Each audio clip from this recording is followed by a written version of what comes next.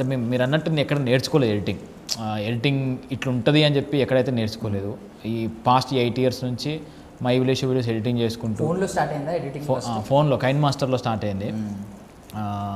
Android ఫోన్లో Kine మాస్టర్లో నేర్చుకున్నాం first editing. అక్కడ నుంచి ఐప్యాడ్కి వెళ్ళాము, ఐప్యాడ్ నుంచి ఎఫ్సిపి, ఇప్పుడు ఇదంతా డావెన్సీలో చేసినాము. సో నేర్చుకుంటూ వస్తున్నాము. అంటే ప్రొఫెషనల్ ఎడిటరా అదంతా నాకు ఇప్పుడు నిన్న చూస్తున్నప్పుడు ఎక్కడ డిస్టర్బ్ కాలేదు ఎడిటింగ్ పరంగా అయితే.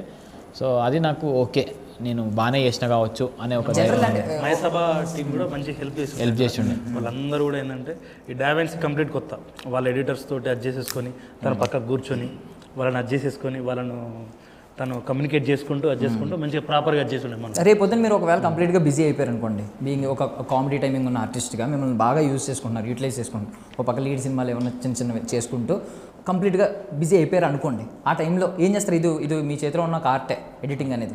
మీ ఒరిజినల్ ఎడిటింగ్కి, మీ స్టైల్ ఆఫ్ ఎడిటింగ్కి కొంతమంది ఫ్యాన్స్ ఉన్నారు, ఆ ఎడిటింగ్ వర్క్స్ కూడా మీ దగ్గరికి వస్తున్నాయి, ఏం చేస్తారు?